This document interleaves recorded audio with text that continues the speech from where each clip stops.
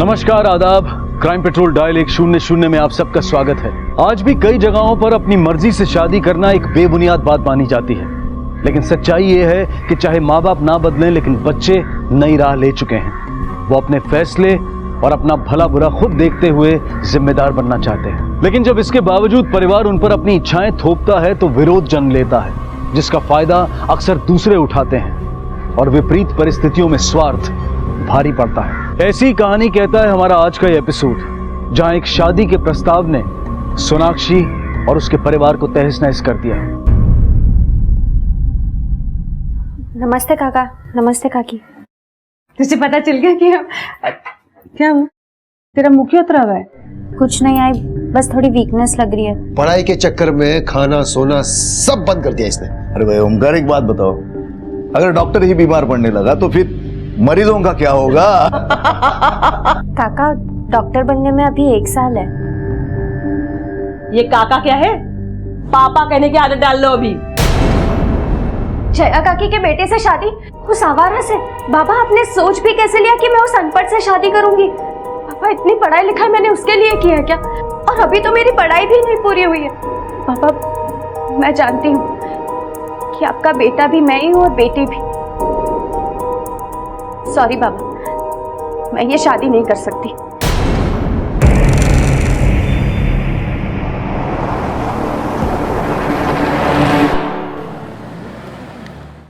पाटिल बाबू, भाभी, हमने सोनाक्षी से शादी की बात की, लेकिन वो अभी इस शादी के लिए तैयार नहीं है। आपका दिमाग ठिकाने पे है ना? उसे पता भी है अगर ये शादी नहीं होती तो आप लोगों के साथ क्या होगा? ऐसी बात मत करो भाभी। पाटिल बाबू तो मेरा बचपन का दोस्त है, दोस्त नहीं फैमिली से बढ़कर है। अब मैंने कोशिश तो की थी, लेकिन वो नहीं मानी। मैं क्या कर सकता हूँ भाभी? आप इसके अलावा मुझसे कोई भी काम करवा लो, लेकिन ये शादी नहीं हो पाएगी। मैं चलता हूँ, नमस्ते।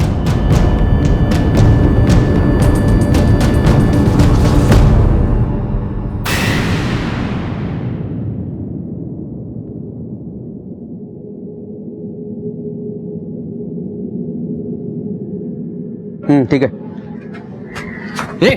कहाँ जा रहा है? सर, मेरे को बड़े साहब से मिलने का। क्यों मिलना है? बड़े साहब नहीं मिल सकते। सर, मैंने मर्डर देखा है साहब। किसका होता मर्डर और कहाँ देखा था? वो शमशान में साहब, उधर एक लड़की को जला दिया साहब। वो शमशान का देखभाल करने वाला नंदू है ना, नंदू, वो नंदू ने उसको जला दिया साहब। हाँ सर, इसने पी रखी है और इसकी बात पर भरोसा कैसे करें? और वैसे भी शमशान तो इन्हीं कामों के लिए बना है। अपन साहब, वो लड़की का घर का परिवार का कोई भी आदमी नहीं था, वो नंदू अकेला था साहब। उसने जला दिया उसको। मादरे, एक बार जाके चेक कर लो क्या बोल रहा है ये।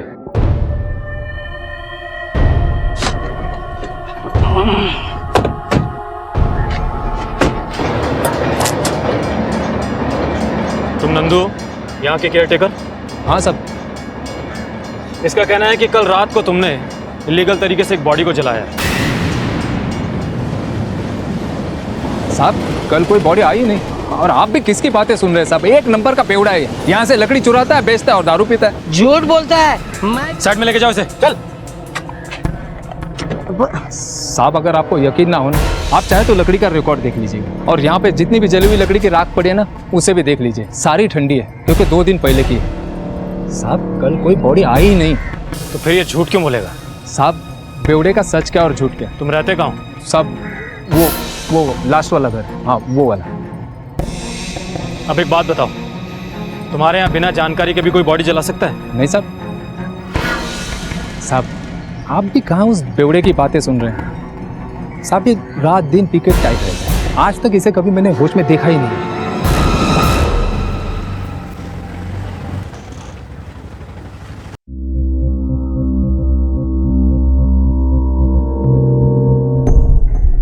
साहब, ये मेरी बेटी सोनाक्षी 2 दिन से लापता है साहब। फोन भी नहीं लग रहा इसको। 2 दिन से लापता है और आप आ जा रहे हो, क्यों? वो आई बाबा को लगा कि पुलिस के पास जाएंगे तो ताई की बदनामी हो जाएगी। वो 4 दिन बाद ताई की शादी है ना, इसीलिए। चुप बैठ, मैं बात कर रहा है ना। कहीं ऐसा तो नहीं क्या आपकी लड़की शादी से नाखुश थी या किसी और से प्यार करती थी इसलिए चली गई? नहीं साहब, मेरी बेटी ऐसी वैसी नहीं है। वो डॉक्टर की पढ़ाई कर रही है, अगले बरस वो डॉक्टर बन जाएगी। उसको ये सब काम के लिए फुर्सत ही कहाँ था साहब। आपने उसके दोस्तों या अपने रिश्तेदारों से पता किया? हो सकता है वो वहां कहीं गई हो। साहब हमने हर जगह पता किया, लेकिन कहीं नहीं गई है साहब वो। माणिक मैडम, ये लड़की का फोटो लो और आसपास के सारे पुलिस स्टेशन में सर्कुलेट करो और उसके कॉल रिकॉर्ड्स और लोकेशन निकलवाओ। Okay sir. अभी आप लोग जा सकते हैं, हम पूरी कोशिश करेंगे उसे ढूंढने की। ठीक है साहब।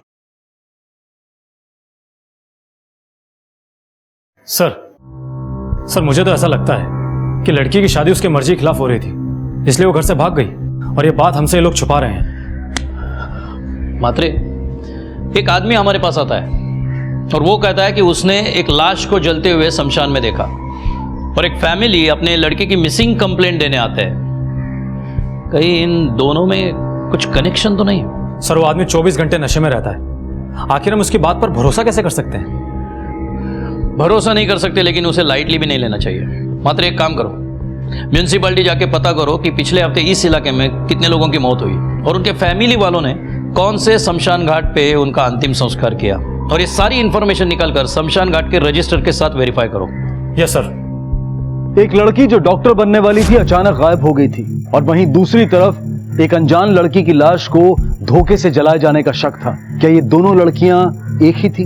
पुलिस को तहकीकात में पता चला कि इस हफ्ते इस इलाके में 4 लोगों की मौत हुई, जिसमें 3 औरतें थी और 1 आदमी। पुलिस ने उनके घर जाकर भी पूछताछ की, यहां तक कि पुलिस ने शमशान घाट में लकड़ियों का वजन करवा के भी देखा कि कहीं चोरी से किसी लाश को तो नहीं जलाया गया वहां, लेकिन कुछ हाथ नहीं लगा। पुलिस के पास आगे का रास्ता नहीं था, लेकिन तभी सोनाक्षी की बहन से पूछताछ में पुलिस के हाथ एक नया सिरा लगा। आई बाबा, बाबा हाय, पुलिस आई है। पुलिस? सोनाक्षी मिली क्या? हाँ? सोनाक्षी सोनाक्षी सोनाक्षी सब कहाँ है सोनाक्षी? सोनाक्षी? फिलहाल तो कोई खबर नहीं, लेकिन जल्दी पता चल जाएगा। हमें शोभा से अकेले में कुछ पूछताछ करनी है। उस दिन तुम पुलिस स्टेशन में कुछ कहना चाहती थी, लेकिन तुम्हारे बाबा ने बीच में रोका। वो 4 दिन बाद ताई की शादी है ना, इसीलिए। चुप बैठ। क्या कहना चाहती थी? देखो, हमारे लिए सब कुछ जानना बहुत जरूरी है। हाफ इंफॉर्मेशन पे उसे ढूंढना मुश्किल होगा। तुम चाहती हो ना तुम्हारी बहन सही सलामत वापस आए?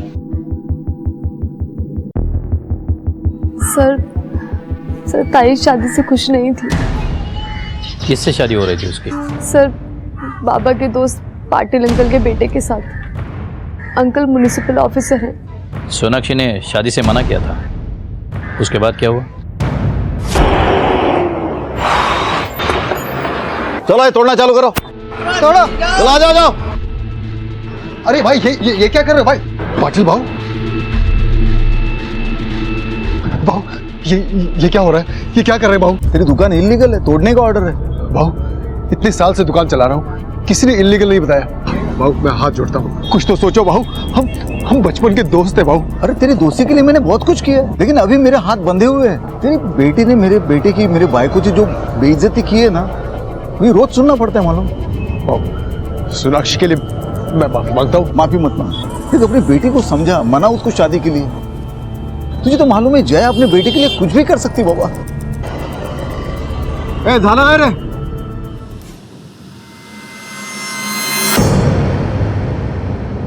सर शादी की जिद में अंकल ने बाबा से बचपन की दोस्ती 2 मिनट में तोड़ दी थी। सर उसके बाद जया आंटी हमारे घर आई और उन्होंने बहुत झगड़ा किया था।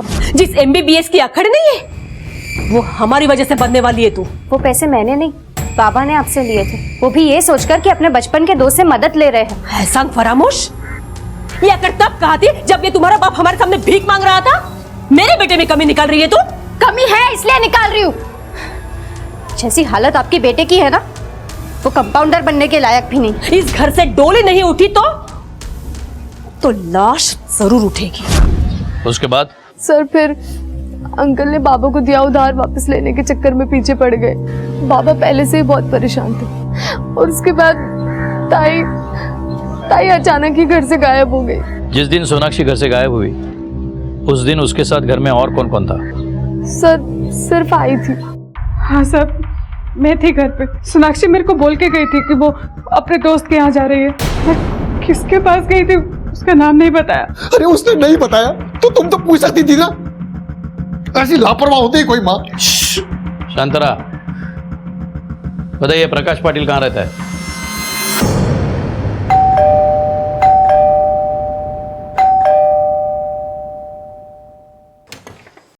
जया, नितिन कुठे?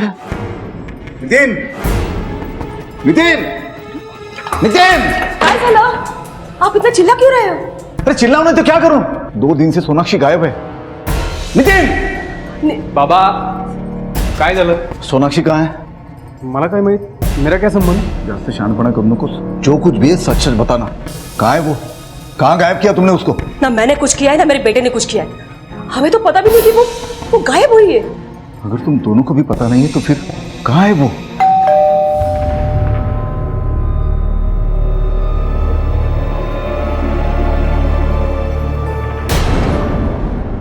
आपको पता है सोनाक्षी गायब हो गई है? नहीं तो कब हुआ ये? 2 दिन पहले। तुम शादी करने वाले थे ना उससे?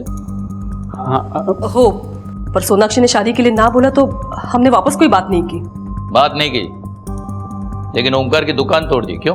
क्योंकि वो इलीगल थी तो टूटनी थी। बहुत पुरानी दुकान थी ना, आज पता चला इलीगल थी, इसलिए तोड़ दिया। देखिए, ये म्यूनिसिपैलिटी का मैटर है, पुलिस को इसमें नहीं पड़ना चाहिए। और वैसे भी ये शादी और ये किस्सा हमारे लिए खत्म हो गया है। तुम लोगों के लिए खत्म हुआ होगा, हमारे लिए शुरू हुआ है। ओमकार को पैसे के लिए भी परेशान करते थे ना तुम? परेशान? हम लोग परेशान नहीं सर, हम लोगों ने उससे पूछा था कि वापस कब दोगे पैसे। अब जब कोई रिश्ता ही नहीं बन रहा तो कोई भी पैसों के बारे में तो पूछेगा ही ना। और मुझे लगता है खुद का पैसा मांगना कोई गुनाह तो नहीं है। आपके पास क्या सबूत है कि आपने पैसे दिए थे? ठीक है, अभी हम चलते हैं, पुनः भेटूयात।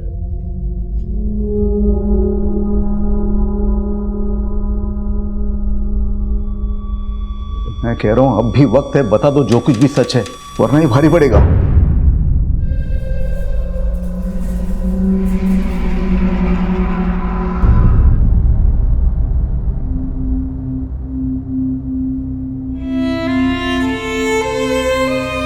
सोनाक्षी!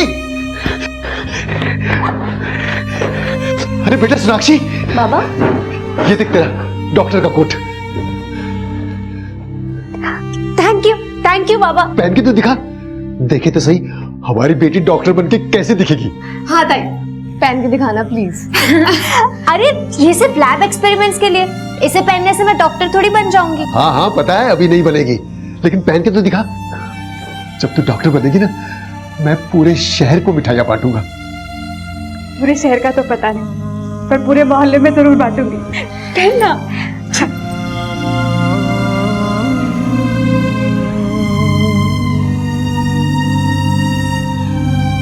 कैसी लग रही हो बाबा?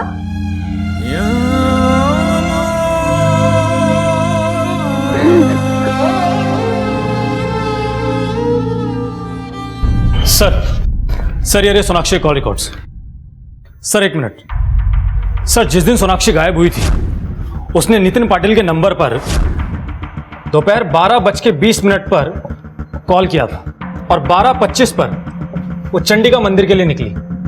इस दौरान उसने नितिन को कई बार कॉल किए और 12:40 पर वो चंडिका मंदिर पहुंच गई थी। घर से 10 मिनट की दूरी के फासले पर ही थी और 12:50 पर वो वहां से निकली। तब 1:05 पर उसके नंबर पर एक कॉल आया था। वो नंबर किसी रवि शिंदे के नाम पर रजिस्टर्ड है। 1:15 बजे वो अपने घर वापस पहुंची और 2:15 बजे वो अपने घर से निकली और 2:25 पर टोल नाका के पास उसका फोन ऑफ हो गया था। और हाँ सर, कॉल रिकॉर्ड्स के हिसाब से सोनाक्षी ने नितिन को उस दिन ही कॉल किए थे, जबकि रवि शिंदे उसके रेगुलरली टच में था। इन कॉल रिकॉर्ड से बहुत सारे सवाल खड़े हो जाते हैं मात्रे। एक तो ये कि अगर सोनाक्षी चंडिका मंदिर से घर वापस आई थी तो उसकी माँ ने हमें यह बताया क्यों नहीं? दूसरा सवाल, अगर वो नितिन से शादी करना ही नहीं चाहती थी तो उसे इतने सारे फोन क्यों किए? तीसरा सवाल, वो चंडिका मंदिर किससे मिलने गई थी? और चौथा अहम सवाल, ये रवि शिंदे है कौन? सर हो सकता है वो सोनाक्षी का बॉयफ्रेंड हो, शायद इसलिए वो नितिन से शादी नहीं करना चाहती। सर ये भी तो हो सकता है कि पाटिल फैमिली के प्रेशर में आकर वो शादी के लिए राजी हो गई हो, या फिर अपने फैमिली के प्रेशर में आकर। इस सब से बचने के लिए सोनाक्षी को एक ही रास्ता दिखाई दिया होगा कि वो रवि के साथ भाग जाए। तुम्हारी रवि के साथ बात हुई? नहीं सर, मैं उसका फोन ट्राई कर रहा हूं लेकिन उसका फोन अभी स्विच ऑफ आ रहा है। एक मिनट सर। हेलो, क्या? ठीक है, हम अभी पहुंच रहे हैं।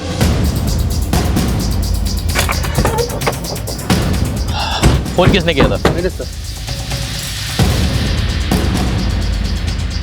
बॉडी का चेहरा तो पूरी तरह बिगड़ गया है। कातिल ये नहीं चाहता कि इसे कोई पहचान ले।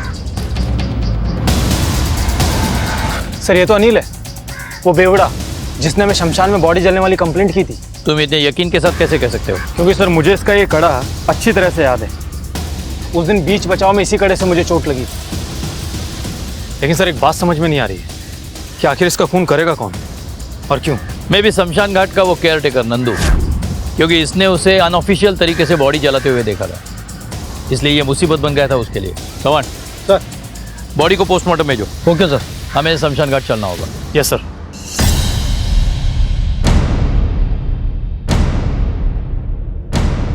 नंदू कहाँ है? अब नंदू तो बिना छुट्टी अप्लाई किए पता नहीं अचानक कहाँ चला गया। अब कोई तो केयर टेकर चाहिए था, इसलिए म्यूनसिपालिटी ने मुझे यहाँ भेज दिया।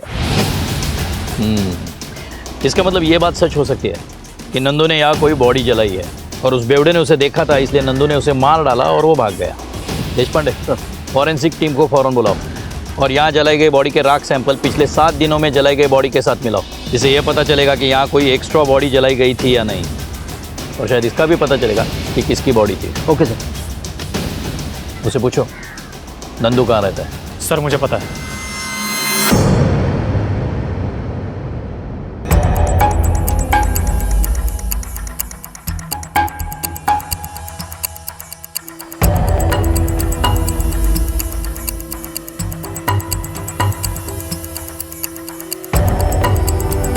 नंदू कहाँ रहता है?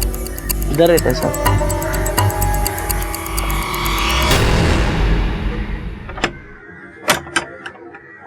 देशपांडे सर। दरवाजा तोड़ दो।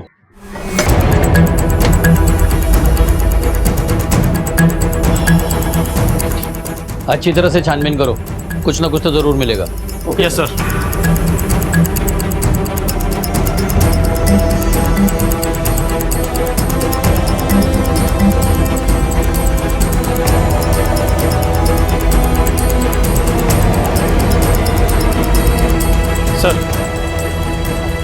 सर ये बैग मिला है और इसमें आईडी कार्ड मिला है।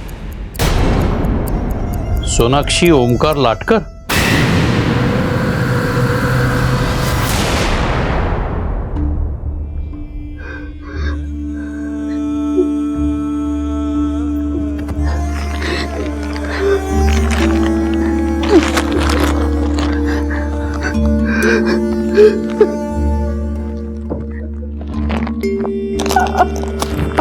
अभी कंफर्म तो नहीं है, लेकिन हमें डाउट है कि ये सोनाक्षी ही है, क्योंकि जो सबूत हमारे हाथ लगे इससे ऐसा लगता है कि ये आपकी बेटी ही है। पर क्यों साहब, क्यों मारा मेरी बच्ची को? इसलिए क्यों मेरी बेटी ने शादी के लिए मना किया था? इसलिए तो आपको शक है कि प्रकाश पाटिल ने आपकी बेटी को? नको नको, नहीं साहब, मैं ऐसा नहीं बोल रहा था। पाटिल तो मेरा दोस्त है साहब, वो ऐसा क्यों करेगा? वो ऐसा क्यों करेगा साहब?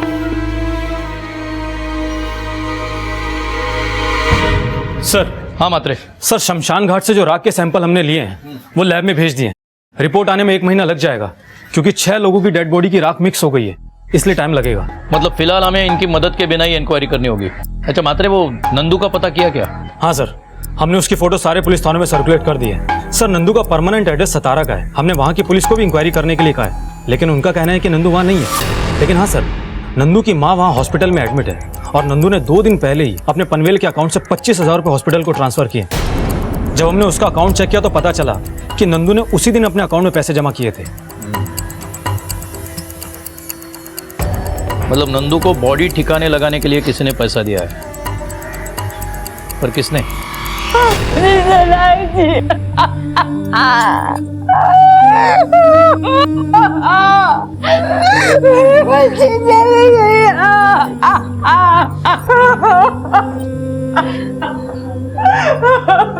आप लोग जरा बाहर जाइए प्लीज, हमें इनसे कुछ पूछताछ करनी है, प्लीज।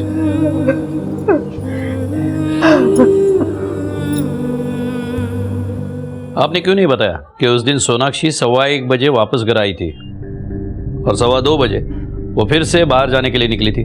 क्योंकि मैं देखी नहीं साहब, मैं खाना खा के सो गई थी। वो कब आई कब गई मुझे कुछ नहीं पता साहब। अजीब माँ है तू, तुम्हारे बच्चे कब आते हैं कब जाते हैं किस हाल में, कुछ पता रहता है कि नहीं? मुझे पता था कि ये सब होने वाला है, एक एक पल की नजर रखती मैं उसमें। शोभा, उस वक्त तुम कहाँ थी? सर मैं कॉलेज में थी। अच्छा, तुम लोग किसी रवि शिंदे नाम के लड़के को जानते हो? सोनाक्षी का फोन स्विच ऑफ होने से पहले उसे आखिरी फोन रवि शिंदे के फोन से आया था। सर वो रवि 12th क्लास में ताई के साथ पढ़ता था और वो लोग बहुत अच्छे दोस्त भी थे। सिर्फ दोस्त थे या और कुछ? सर ताई की तरफ से तो कुछ नहीं था, लेकिन रवि की तरफ से था शायद, क्योंकि ताई की शादी पक्की होने के बाद वो एक बार घर के आसपास दिखा था।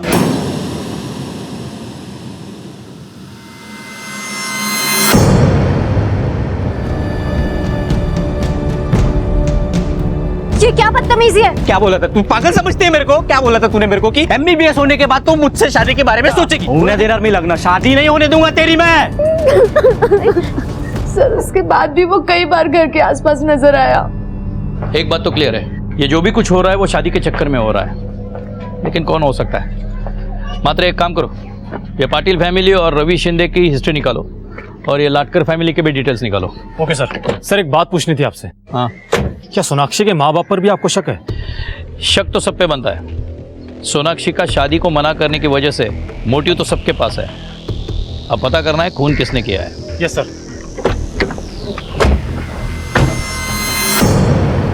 सर रवि बुरा लड़का नहीं है, हाँ थोड़ा सा सेंटी और साइको है। कुछ फर्स्ट ईयर में ही उसने सोनाक्षी को प्रपोज किया था और सोनाक्षी ने कहा कि वो पढ़ाई के बाद उसे जवाब देगी। उसने कहा मैं वेट करूंगा। उसके बाद वो किसी भी लड़की के पीछे नहीं गया, बल्कि सोनाक्षी के आसपास अगर कोई लड़के दिखते थे तो किसी भी बहाने से उनसे लड़ाई कर लेता था। क्या सोनाक्षी उसमें इंटरेस्टेड थी? सर ऐसा लगा तो नहीं, शायद से उसे टालने के लिए उसने ये सब बोला था।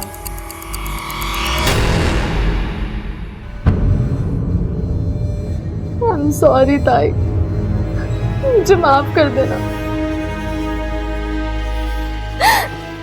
मैंने सोचा भी नहीं था कि जो मैं कर रही हूँ उसका ये रिजल्ट होगा।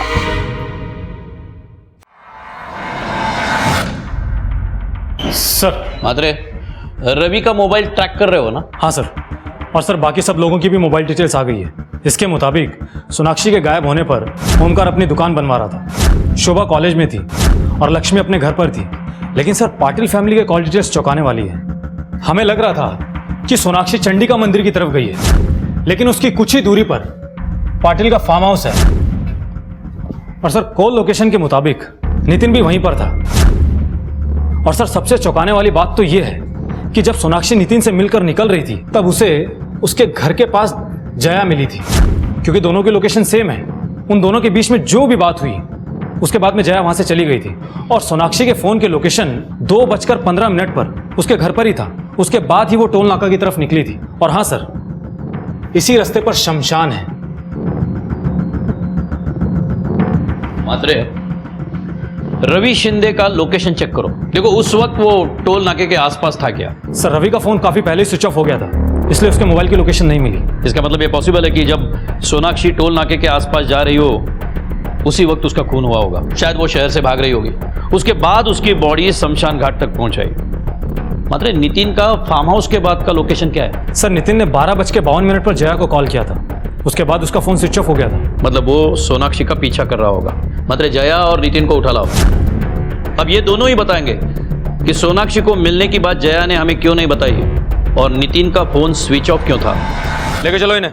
रुको, आप लोग ये ठीक नहीं कर रहे हो, मेरी पहुंच बहुत ऊपर तक है। तो जाओ ना ऊपर तक। रोका किसने आपको? जवान, गाड़ी में बिठाओ दोनों को। आओ आओ, ऐका ना, सोडा मला। बोलते तुम ये आप ठीक नहीं कर रहे हो साहब। मैं नितिन से मैं अकेले में बात करना चाहता हूं। मैडम को बाहर ले जाइए। क्या? मेरे बेटे के साथ यहाँ रुकना मेरा हक बनता है। बालिक है ये, बच्चा नहीं है। मैडम ने क्यों दो बाहर? चलो। अरे सोड़ा चलो बेटा, बेटा कुछ बोलना मत। तुम्हारे पापा आएंगे वकील को लेके, कुछ बोलना मत। मात्रे पकड़ो, जब ये झूठ बोलेगा तो इसे इनाम देना। Okay sir. चल बता, जिस दिन सोनाक्षी गायब हुई उस दिन तू उसे मिला था ना? नहीं। ये तुम्हारे कॉल रिकॉर्ड्स है, साफ दिखता है। जिस वक्त तू फार्म हाउस पे था सोनाक्षी वहीं थी। अब सच बोलेगा या बोल? हाँ, मैं था। प्लीज शादी के लिए मना कर दो, मैं तुमसे शादी नहीं कर सकती। मेरी प्रॉब्लम यह है कि मैं आगे पढ़ना चाहती हूँ। तो रोक कौन रहा है? शादी के बाद पढ़ाई करो। इडियट, मेरी प्रॉब्लम यह भी है कि मैं तुम्हें पसंद नहीं करती हूँ। मैं डॉक्टर बनने वाली हूँ। मुझे कोई भी अच्छा पढ़ा लिखा इंसान मिल सकता है, कोई डॉक्टर, कोई बिजनेसमैन, कोई भी। तभी मैं अपनी फैमिली का ख्याल रख पाऊंगी, शोभा की अच्छी घर में शादी करवा पाऊंगी। इतना सब कुछ होने के बाद मैं तुमसे शादी क्यों करूं? वो तुम सोचो, मेरा फिक्स है, मैं तुमसे ही शादी करने वाला हूं। अगर मुझसे जबरदस्ती शादी करने की कोशिश की ना तो मैं सुसाइड कर लूंगी, लेकिन मैं तुमसे शादी नहीं करूंगी। नितिन से मिलने के बाद जब सोनाक्षी अपने घर गई थी तो आप वहां उसे मिली थी। ये मैं पूछ नहीं रहा हूं, बता रहा हूं। आप दोनों की मोबाइल लोकेशन सेम है। उसके आगे क्या हुआ था ये आप बताएंगे, वो भी सच। उस लड़की के जाने के बाद नितिन ने मुझे फोन किया था, ये बताने के लिए कि उन दोनों के बीच में क्या बातचीत हुई। इसलिए मैं उस लड़की के घर के पास जाके खड़ी हो गई, उसका इंतजार करते हुए। रुको, समझती क्या तुम अपने आप को? हाँ? तेरी वजह से मेरे बेटे ने खुदकुशी करने की बात की है आज। खुदकुशी की बात मैंने की थी, उसने नहीं। देखो, तुम इस शादी के लिए हाँ बोल दो। कभी नहीं। अगर आप मेरे पैर धोकर पियोगे ना तब भी नहीं। अगर तुम नहीं मानोगी तो क्या क्या कर लोगी? क्या करूंगी? सारी दुनिया को बताऊंगी कि तुम्हारी बहन मेरे बेटे के साथ मुंह काला करके घूम रही है। इतना घटिया कैसे सोच लेती हो? शर्म नहीं आती झूठ बोलते हुए? यकीन नहीं आता तो फार्म हाउस की सीसीटीवी फुटेज देख ले। वो वहां गई थी और ठीक 1 घंटे बाद वहां से निकली है। ये सच है या कहानी? आपको यकीन नहीं होता तो आप मेरे फार्म हाउस की सीसीटीवी फुटेज देख लीजिए। और हाँ, अगर आपको शोभा मिले तो उससे पूछना जरूर कि मेरे घर पे आके उसने क्या कहा था। फिलहाल तो मेरे इतने ही समझ में आ रहा है कि इतना ब्लैकमेल करने के बावजूद भी जब आपकी बात सोनाक्षी ने नहीं मानी तो आपने और आपके बेटे ने मिलकर उसे मार डाला। उसके थप्पड़ का बदला भी तो लेना था। देखिए सर, मुझे जो कहना था मैंने कह दिया। अब मेरा वकील आपसे बात करेगा।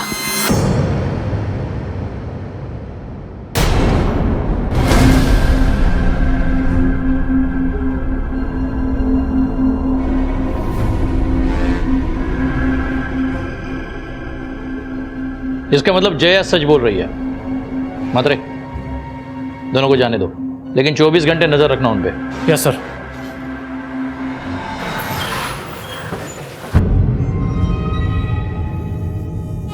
आपने पुलिस को क्यों नहीं फोन किया? फोन करके क्या करते साहब, पहले ही लुट चुका हूं, अब सिर्फ शरीर बचा है। देखिए, आपका ये रवैया ठीक नहीं है और ये मारपीट, गुंडागर्दी किसी का पर्सनल मामला नहीं हो सकता, समझे? फिलहाल हम शोभा से कुछ पूछताछ करने आए हैं। शोभा से आपको क्या बात करनी है साहब? इसने क्या किया है? इसने सोनाक्षी की जगह लेने की कोशिश की है। तुम जया से मिलने उसके घर क्यों गई थी? बोलना। क्यों गई थी? सर, क्योंकि ताई की शादी की बात के बाद वो हमेशा टेंशन में रहती थी। जब देखो सुसाइड करने की बात करती थी वो। ताई, मेरी तो किस्मत ही खराब है शोभा। उस गधे से शादी करने से तो अच्छा है कि मैं मर जाऊं। शोभा, मैं पढ़ना चाहती हूँ, डॉक्टर बनना चाहती हूँ। तो प्लीज मुझे इस सब से बचा ले, मेरी मदद कर दे। मैं इसके बाद तुझसे कुछ नहीं मांगूंगी। और सर, ताई की हालत मुझसे देखी नहीं गई, इसलिए मैं जया आंटी के घर गई उनसे मिलने। तुम्हें क्या लगता है तुम्हारा बाप उसे पढ़ा पाएगा आगे? कम से कम हम खर्चा तो उठा लेते। आंटी, प्रॉब्लम यह है कि ताई को नितिन पसंद ही नहीं है। क्या? मेरे ही घर में आके मेरी बेटी के बारे में बुराई कर रही हो? नहीं आंटी, मैं नितिन की बुराई नहीं कर रही हूँ। मैं तो ये कह रही हूँ कि ताई की जगह मैं नितिन से शादी करने के लिए तैयार हूँ। ये क्या पक दिया तूने? अकल घास चरने गई थी। शांत रहिए आप, शांत रहिए। फिर जया ने क्या कहा?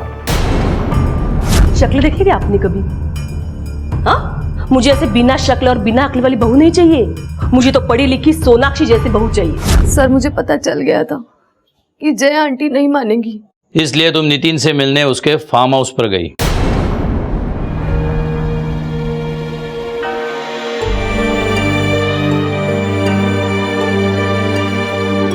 हाँ सर, क्योंकि ताई को बचाने का सिर्फ एक ही तरीका बचा था मेरे पास। देखो मैं तुमसे फिर कहता हूं, अगर तुम चाहो तो ये बात अलग से कह सकती हो। किसी से छुपाने के लिए कुछ बचा नहीं। जब मुझे कोई रास्ता नहीं नजर आया तो मैं नितिन से मिलने उसके फार्म हाउस गई। क्या तुम यार? वो मुझे तुमसे कुछ कहना है। हाँ? I love you. क्या? अब से नहीं, बहुत पहले से। तुम्हें पता नहीं उस ताई में क्या नजर आया। वो 24 घंटे किताबों में घुसी रहती। वो तुम्हें कुछ नहीं दे सकती और मैं तुम्हें सब कुछ दे सकती हूँ जो तुम चाहते हो।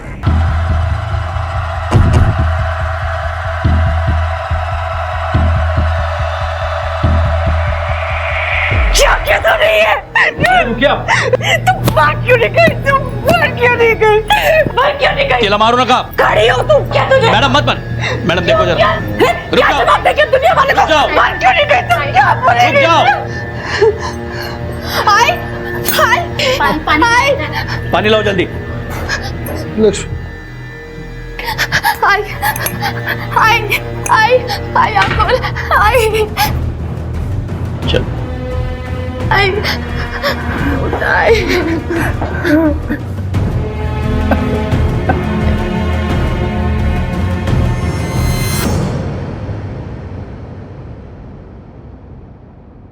शोभा ने सोनाक्षी को बचाने के लिए अपना सब कुछ लुटा लिया।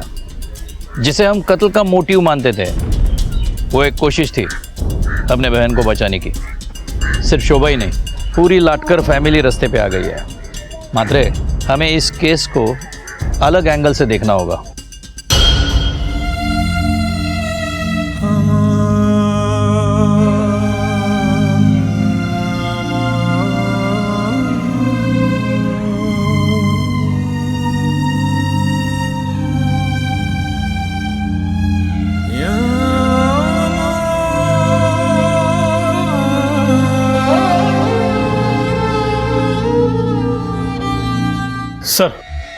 सर म्यूनिसिपैलिटी ऑफिस स्टाफ से एक नई जानकारी मिली है कि ओमकार ने बहुत पहले ही अपनी दुकान के लीगल पेपर बना लिए थे, लेकिन पाटिल ने उन पर कभी साइन नहीं किए। सर शायद ये प्लानिंग उसके दिमाग में बहुत पहले से थी। इसका मतलब सोनाक्षी पे उन लोगों की नजर बहुत पहले से थी। हो सकता है सर। और हाँ सर ये भी तो हो सकता है कि जया सोनाक्षी को नहीं मना पाई तो नितिन ने प्रकाश के साथ मिलकर ये क्राइम किया हो। बिल्कुल हो सकता है। मात्रे उठाओ उसे। वैसे भी ओमकार को मारपीट करके उसने क्राइम तो किया है। शोभा को बुलाओ और पाटिल पे केस लॉन्च करो। Yes sir. साहब आप बोलते हो तो मैं लाटकर से माफी मांगने के लिए तैयार हूँ साहब। उसको पैसा भी दे दूंगा, उसकी दुकान भी लगवा दूंगा। वो सब तो तुझे करना ही पड़ेगा। पहले ये बता सोनाक्षी को कैसे मारा? सोनाक्षी को मैंने नहीं मारा साहब। वो टाइम में मैं तो नौकरी पे था ना। तूने नहीं, तेरे आदमियों ने मारा होगा। साहब मैं म्यूनिसिपैलिटी में नौकरी करता हूँ साहब। मेरा कोई गैंग नहीं है साहब। अच्छा, नंदू गुरु को कैसे जानते हो? नंदू गुरु मैं नहीं जानता साहब, पहली बार नाम सुना इसका। नहीं जानता? नहीं। लेकिन वो तो म्यूनिसिपैलिटी का वर्कर है। म्यूनिसिपैलिटी में तो 400 से 500 लोग काम करते हैं। हर किसी को मैं जानता नहीं ना।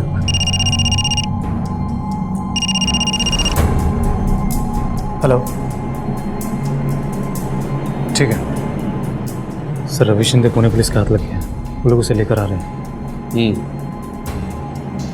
जब तक ये नहीं बताता नंदू गुरु को कैसे जानता है, तब तक तबीयत पानी देते रहना उसे। शोभा ने सुसाइड कर लिया। व्हाट?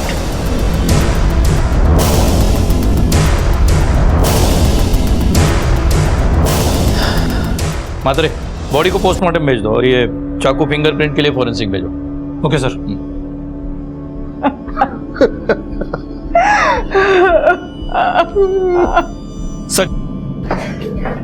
सर रवि शिंदे को पूना पुलिस लेके पहुंच चुकी है।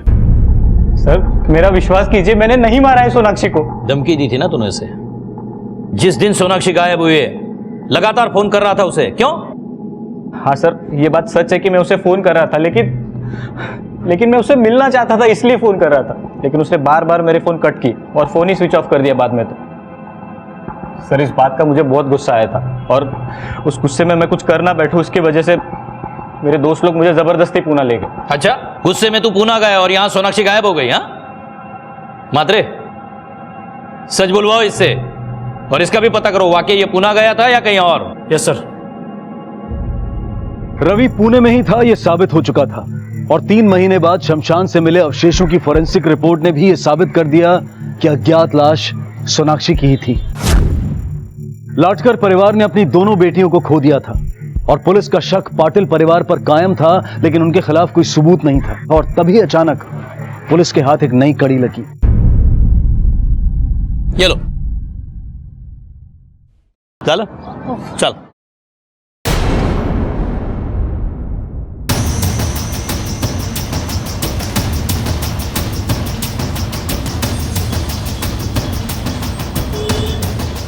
काय झालं? निघूया का? हाँ? निघूया? मुझे एक अर्जेंट काम है, तुम रिक्शा से आगे चली जाना। ठीक आहे, चालेल।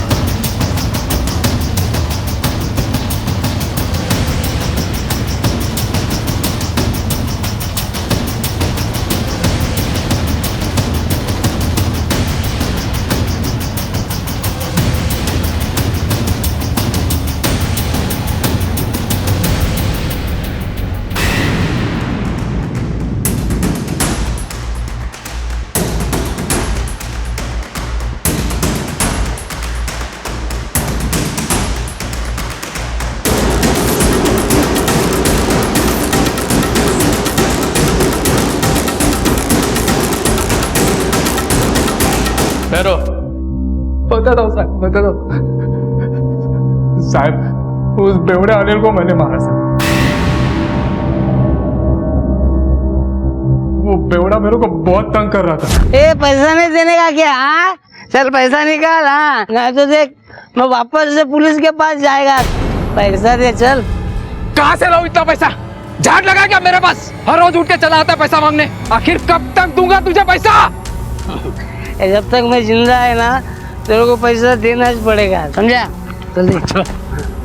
तू जब कल दिया था ना वो तेरा आखिरी पैसा था, समझ?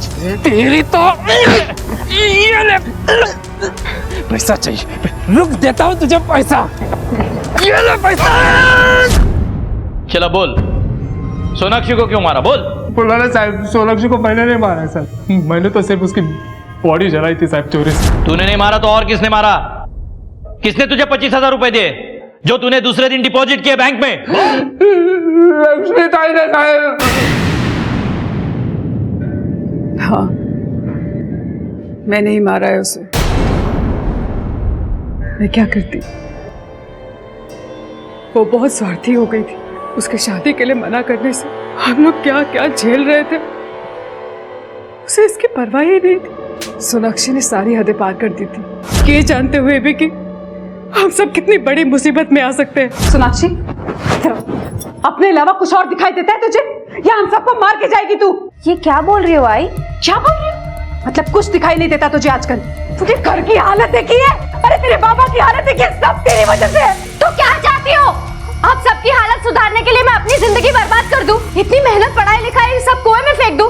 भाई मैं आखिरी बार बोल रही हूँ, मैं नितिन से शादी नहीं करूंगी। देख सोनाक्षी, ना आज न फिर कभी।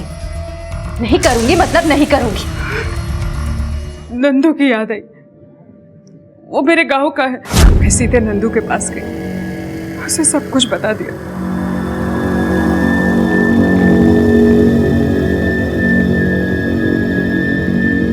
अपने दोस्त की एक वैन लेके आया और सोनाक्षी की लाश कूड़े में डाल के ले गया। सोनाक्षी स्वार्थी नहीं थी, उल्टा वो अपना हक चाहती थी। तूने कोई अच्छा काम नहीं किया, बल्कि एक होनहार पढ़ लिख कर कुछ बनने का सपना देखने वाली लड़की को मार डाला है, जो तुम्हारी ही बेटी थी।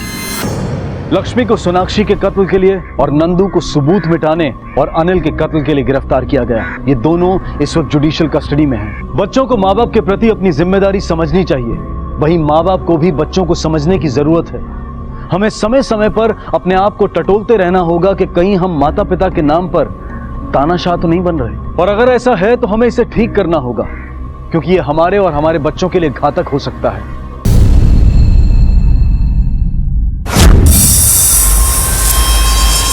सर मुझे कुछ नहीं मालूम सर, बच्चा अचानक मेरी गाड़ी के सामने आया, अब ब्रेक मारने का टाइम ही नहीं मिला सर। ये लोग बता रहे थे बच्चे का कुछ लोग पीछा कर रहे थे। कौन लोग? आपने देखा? नहीं सर। आप लोगों ने कुछ देखा? शिंदे सबकी स्टेटमेंट ले लो। हटिए।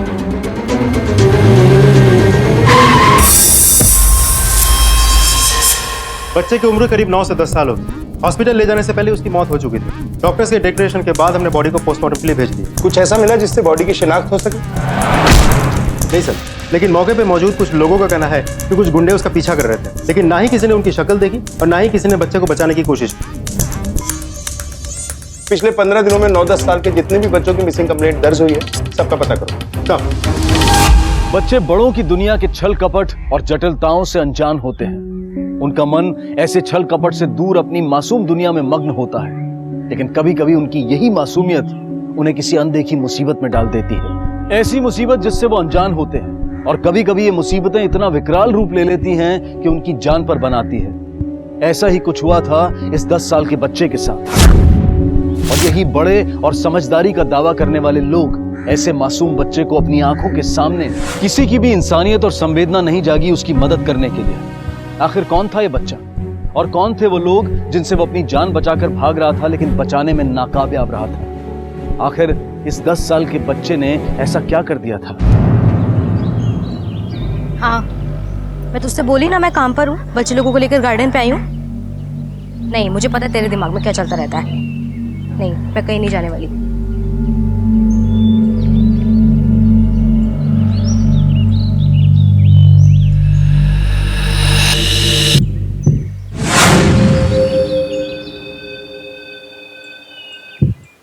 गिरना नहीं, हाँ? मैं भी आ रही हूँ। मम्मी, मम्मी, मम्मा, मम्मा, मम्मा, मम्मा, क्या हुआ सुजी बेटा? ऐसे चिल्ला क्यों रही है? वो पीयू को कोई उठा के लेके गया। क्या? पीयू को कौन उठा के ले गया उसे? वो सामने वाली आंटी। मिसेस अग्निहोत्री। अरे मेरी वाइफ आपके बच्चों को क्यों उठाएगी? बोलने से पहले सोचो तो सही, क्या बोल रहे हो? उन्होंने नहीं उठाया है। इन्होंने देखा, इन्होंने देखा, वॉचमैन ने देखा, सबने देखा, सबने। क्षितिज, क्या हुआ? क्षितिज, पीयू कहाँ है? मिसेस अग्निहोत्री पीयू को लेकर कहीं चली गई है। देखो, आपको कुछ गलतफहमी हुई है। रीना ऐसा कर ही नहीं सकती। बहुत तंग कर लिया तुमने। आज तक तुम्हारी उम्र का लिहाज करके मैं चुप था, लेकिन बहुत बर्दाश्त से बाहर चली गई है। अगर तेरी बीवी ने कुछ नहीं किया है तो सारे बिल्डिंग के लोग यहाँ पे, वो कहाँ पे? हाँ, देखिए तमीज से बात कीजिए, वो कहीं काम से गई है। देखिए मिस्टर अग्निहोत्री, बहाने मत बनाइए। अरे आज तो आपने हद कर दी। आप इसे इग्नोर मत कीजिए। अभी के अभी पुलिस कंप्लेंट कीजिए आप। अरे हाँ शिरीष, हमें अभी के अभी पुलिस स्टेशन चलना चाहिए। चलो। मम्मा, आई एम सॉरी। मैं पीयू के साथ ही थी और आई एम सॉरी, सॉरी। नहीं बेटा नहीं, इसमें तुम्हारी कोई गलती नहीं है। तुम एक काम करो, तुम माला आंटी के साथ घर जाओ। हाँ, मैं और पापा भी थोड़ी देर में आते हैं। हाँ?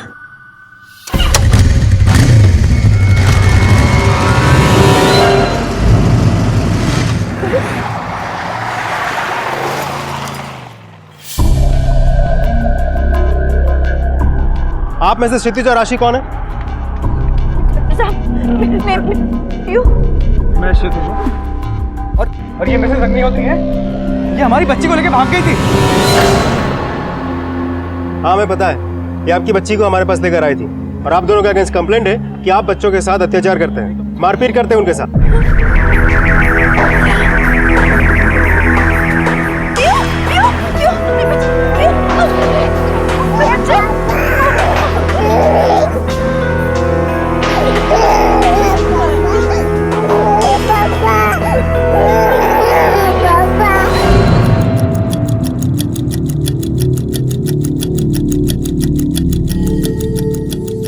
हम क्यों मारेंगे अपने बच्चों को? हम बहुत प्यार करते हैं उनसे।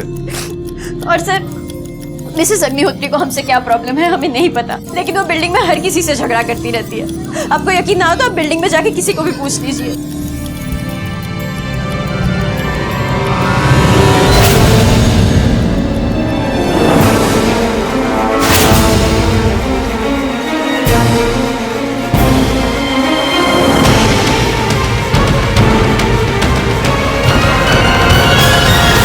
मिसेस अग्निहोत्री की तो आदत है दूसरों के मामले में टांग अड़ाने की।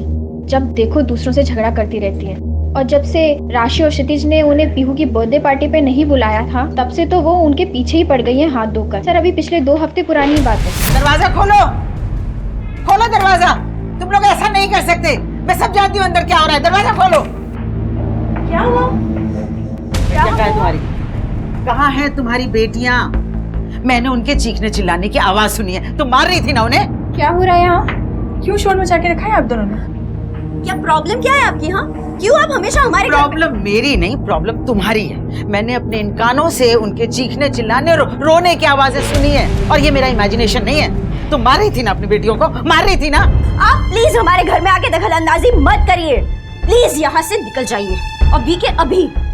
देखिए, हमने बिल्डिंग के कई लोगों से बात की, सभी का यही कहना है कि सिर्फ आपका वहम है, असल में ऐसा कुछ नहीं है। तो इसका मतलब मैं बेवकूफ हूँ जो इस तरह की?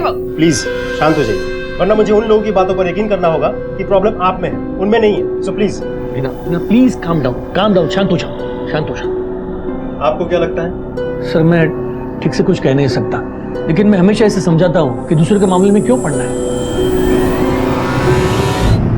सर, बच्चे की उम्र 10 साल ही थी। पोस्टमार्टम रिपोर्ट से यह साबित हो जाता है कि बच्चे की मौत एक्सीडेंट से हुई थी, लेकिन बच्चे के शरीर पर जो निशान थे वो कम से कम 10 से 15 दिन पहले के थे। मतलब कोई तो था जो उसे टॉर्चर कर रहा था, और शायद वो उसी से अपनी जान बचाकर भागने की कोशिश कर रहा था। लेकिन प्रॉब्लम यह है कि किसी ने भी उन हमलावरों को गौर से देखा नहीं कि डिस्क्रिप्शन बता सके। अमूल, एक बार फिर से उस एरिया के लोगों से अपने तरीके से पूछताछ करो। कोई तो होगा जिसने उन हमलावरों में से किसी एक का चेहरा देखा होगा। मिसिंग केसेस रिकॉर्ड से कुछ हाथ लगा जिससे बच्चे की शिनाख्त हो सके? नहीं सर, इस बच्चे का चेहरा बुरी तरह से बिगड़ चुका है, इसलिए समय ज्यादा लग रहा है। इस बच्चे की डिस्क्रिप्शन जिससे भी थोड़ा बहुत मैच होता है, हम उन लोगों को डीएनए टेस्ट के लिए भेजा। दृष्टि तावड़े नाम की एक औरत को शिनाख्त के लिए भेजा गया। लेकिन हमें कुछ चीजें मिली हैं। देखिए, ये चीजें हमें लाश के पास से मिली। क्या ये चिराग की? नहीं, ये सामान उसका नहीं, वो जिंदा है। वो मुझे छोड़कर नहीं जा सकता। क्या मैं जा सकती हूँ प्लीज? एक मिनट, उससे पहले आपको डीएनए टेस्ट के लिए जाना होगा ताकि ये कंफर्म हो सके कि ये बॉडी चिराग की नहीं। मैंने बताया ना कि वो बच्चा मेरा नहीं है, तो फिर ये सब। सॉरी, मैं कोई डीएनए टेस्ट नहीं करवाऊंगी। ठीक है, जाइए।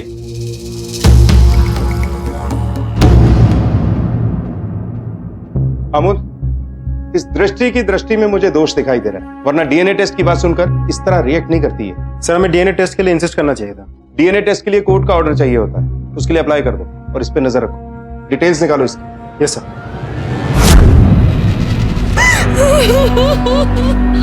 मैडम जी, क्या हुआ? ठीक है, कुछ नहीं। सर, दृष्टि एक एनजीओ में काम करती है। ऐसे एनजीओ में जहाँ नाबालिग बच्चों से कुछ क्राइम हो जाता है ना, उनके सुधार के लिए काम करता है। शायद इसलिए ऐसी है। और उसके ससुराल वाले अलग से उसके बच्चे की कस्टडी के लिए लड़ रहे हैं। बेचारी परेशान है। और मुझे तो लगता है सर, पिछले दिनों उसके साथ जो कुछ भी हुआ ना, वो शायद उसके सास ससुर ने कराया होगा। मतलब ऐसा क्या हुआ था उसके साथ?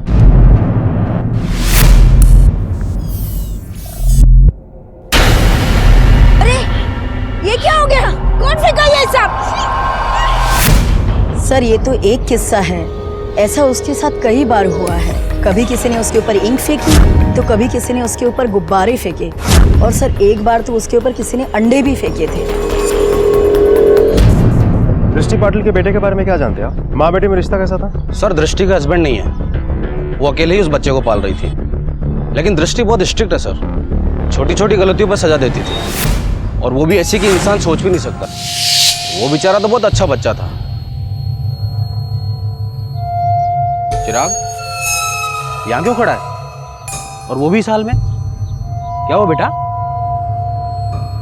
क्या हुआ बेटा?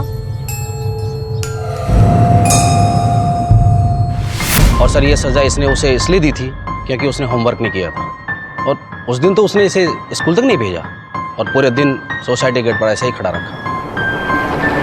तो दृष्टि के पड़ोसियों ने चिराग की जो डिस्क्रिप्शन दी है उसके मुताबिक लड़का चिराग हो सकता है, लेकिन अचानक क्यों दृष्टि को ये लगता है कि लड़का चिराग नहीं है? अमोल, ये डीएनए टेस्ट से कंफर्म हो सकता है। डीएनए टेस्ट का ऑर्डर आया? नहीं सर। अरे हमें पता है हमारी बेटी यहीं पर है, अब बता क्यों नहीं रहे? अब बताइए ना आपने उसे कहाँ रखा है? एक मिनट, क्या चल रहा है ये सब? सर मिसेस अग्निहोत्री हमारी बेटी को लेकर यहाँ पे आई है क्या? सर मेरी बेटी नहीं मिल रही है। मिसेस अग्निहोत्री ने उसे यहाँ पर आपके पास रखा है ना? सर प्लीज सर, मुझे मेरी बेटी वापस कर दो सर। क्या मतलब वो यहाँ नहीं है? अगर वो यहाँ नहीं है तो कहाँ गई? क्षितिज, इन्हें बोलो ना मुझे मेरी पीहू वापस कर दे। देखिए आप शांत हो जाइए, इस तरह हड़बड़ाने से कुछ नहीं होगा। आप लोग हमें ठीक से बताइए, तभी तो हम आपकी बेटी के बारे में पता लगा पाएंगे। आखिरी बार कब देखा था आप लोगों ने पीयू को? सर सुबह, जब मैं उसे प्ले स्कूल छोड़ने गया था, लेकिन राशि जब उसे लेने गई तो वो वहाँ नहीं थी। हमने स्कूल स्टाफ से भी पूछा, लेकिन उन्हें भी इसके बारे में कुछ नहीं पता। सर हम बच्चों की सेफ्टी का पूरा ध्यान रखते हैं, लेकिन पता नहीं कैसे हो गया। हम बच्चों को हमेशा उनके माँ बाप को ही हैंड ओवर करते हैं, लेकिन इस बार जब छुट्टी की बेल बजी तो काफ़ी भीड़ जमा हो गई थी। शायद उसी वक्त पीहू, मतलब शायद उसे कोई ले गया। आपके स्कूल में सीसीटीवी कैमरास तो लगे होंगे? हाँ। सुबह से लेकर शाम तक हमें सारी फुटेज चाहिए, दिखाइए जरा। जी ओके।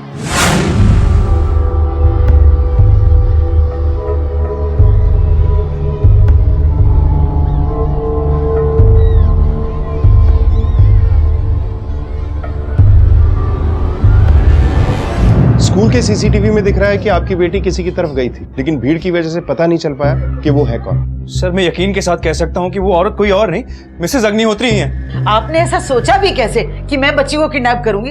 ठीक है, पिछली बार मैंने उसे उठा लिया था, लेकिन सीधे आपके पास लेकर आई थी ना। सर हम तो सुबह से दोनों घर से बाहर ही नहीं निकले, क्या तो वॉचमैन से पूछ सकते हैं? मुझे पता है कि उन्होंने ही अपनी बेटी के साथ कुछ गलत किया है। आपने कभी सुची को देखा है? कितना शांत रहती है वो बच्ची, कभी किसी से कोई शिकायत नहीं करती, कोई मस्ती नहीं करती है, और इतनी छोटी बच्ची इतनी समझदार हो सकती है? मैं आपको फिर से बोल रही हूँ कि उन्होंने ही पीहू के साथ कुछ किया है। आप कम से कम सुची को तो बचा लीजिए प्लीज। बेटा आप अपने मम्मी पापा को प्यार करते हो ना? मैं मेरी मम्मी पापा से बहुत प्यार करती हूँ। और आपके मम्मी पापा भी आपसे प्यार करते हैं? वो भी मुझसे बहुत प्यार करते हैं। बेटा वो दोनों पीयू से भी प्यार करते हैं? वो दोनों पीहू से भी बहुत प्यार करते हैं। कभी डांटते या मारते नहीं? कभी नहीं डांटा, कभी भी नहीं मारा। वो बहुत अच्छे हैं, हमें स्कूल में ले जाते हैं, हमें चॉकलेट खिलाते हैं।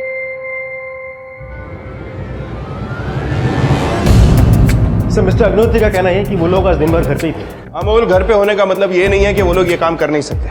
हो सकता है किसी की मदद भी हो सकता है सर। और अमोल, सूची जिस तरह से नपे तुले और फटाफट जवाब दे रही थी, वो भी बिना पलक झपकाए, उसे ऐसा लगता है कि बच्ची को सारे जवाब पहले से रटवा दिए गए। मैं मेरी मम्मी पापा से बहुत प्यार करती हूँ, वो भी मुझसे बहुत प्यार करते हैं। वो दोनों पीहू से भी बहुत प्यार करते हैं, कभी नहीं डांटा, कभी भी नहीं मारा। लेकिन सर वो लोग ऐसा क्यों करेंगे? बिल्डिंग में सभी से पूछताछ करके देख लिया है, वो लोग अच्छे पेरेंट्स थे। अमोल, हर बार देखी सुनी बातें सच नहीं हो सकती, और हमारे प्रोफेशन में हमने देखा है कि कई बार माँ बाप ही अपने बच्चों के कातिल होते हैं। तो फिर मोटिव क्या हो सकता है सर? हो सकता है कि दूसरा बच्चा भी बेटी थी, या फिर कमाई कम और खर्चे ज्यादा, ये भी कारण हो सकता है। लेकिन सर पिछली बार जब हमने डिटेल्स निकाली थी सब कुछ सही था, सस्पिशियस कुछ भी नहीं था। हस्बैंड रियल एस्टेट में काम करता है, अच्छा खासा पैसे कमाता है, तो सेकंड मोटिव भी पॉसिबल नहीं लगता सर। अमोल, मोटिव फिलहाल सेकेंडरी। फिलहाल सब लोग हमारे शक के राडार में, क्योंकि एक बच्चे की जान को खतरा हो सकता है। सबके डिटेल्स निकालो और कॉल रिकॉर्ड्स की। हमको रिस्क नहीं ले सकते। Yes sir. हाँ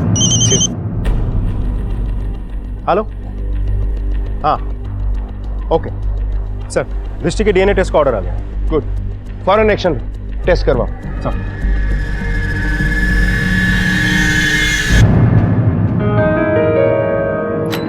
अंदर आ सकता हूँ? जी आइए। Thank you. सब मेरे बेटे के बारे में कुछ पता चला? नहीं, आपके बेटे के बारे में तो कुछ पता नहीं चला, लेकिन हमें आपके डीएनए टेस्ट का ऑर्डर मिल गया। DNA test? वो मेरा बेटा हो ही नहीं सकता, मैंने कहा ना आपसे। देखिए, वही पता करने के लिए हमें ऑर्डर मिला है, और ये भी साबित हो जाएगा आप कितना सच बोल रही है और कितना झूठ। और इन सब के बाद भी अगर आप डीएनए टेस्ट करवाना नहीं चाहती हो तो आई एम सॉरी, हमें आपको अरेस्ट करना पड़ेगा। ठीक है, मैं आ जाऊंगी। सर रुकिए सर। जी बोलिए। सर ये मेरा बेटा आदित्य है, ये आपको कुछ बताना चाहता है। बोलो बेटा, क्या बताना चाहते हो? अंकल चिराग अपनी ऐसे बहुत गुस्सा था क्योंकि वो उसे हमेशा पनिश करती थी, इसलिए हम दोनों ने मिलकर उनके ऊपर गोबर फेंका था।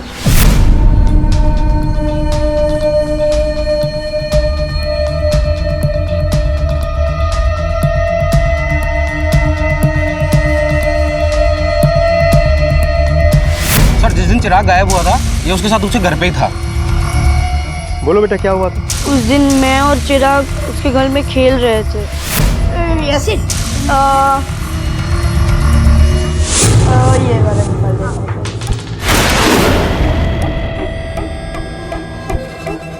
मम्मी, आप इतने जल्दी आ गए?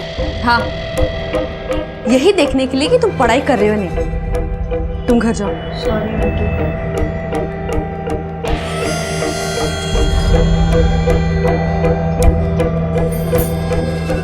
बहुत हो गई तुम्हारी मस्ती। सर जब ये इसने मुझे बताया तो मैंने इसे बहुत डांटा। देखिए, बिल्कुल भी जरूरी नहीं है कि हम बच्चे को हर बात डांट के या मार के ही समझाएं। प्यार से भी हम समझा सकते हैं, और इन सब के बावजूद भी इसने जो किया बहुत बहादुरी का काम किया। बेटा, you are a brave boy, God bless you. Police का शक सही साबित हुआ।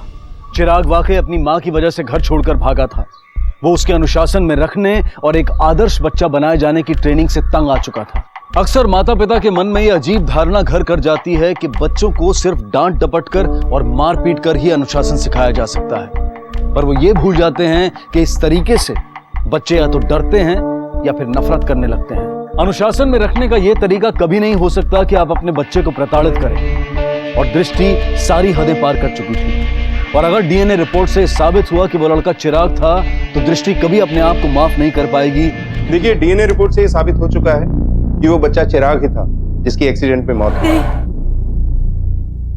देखिए, आपके मना करने से अब कोई फायदा नहीं है। सच्चाई क्या है बता दीजिए। देखिए, मैं समझ सकता हूँ कि माँ बाप के लिए अपने बच्चे को खोने का दुख कितना दर्दनाक होता है, खासतौर पे जब ये पता हो कि बच्चा अपनी ही गलती की वजह से गया है। लेकिन अब पछताने से कोई फायदा नहीं, वो जा चुका है, अब कभी वापस नहीं आएगा। वो नहीं जा सकता, मेरी गलती की सजा उसे नहीं मिल सकती। मैंने मारा मेरे बच्चे को, मैंने मारा मेरे बच्चे को। मेरी वजह से वो घर छोड़ के भागा था, मेरी वजह से उसकी जान चली गई, मेरी वजह से मारा मेरा बच्चा।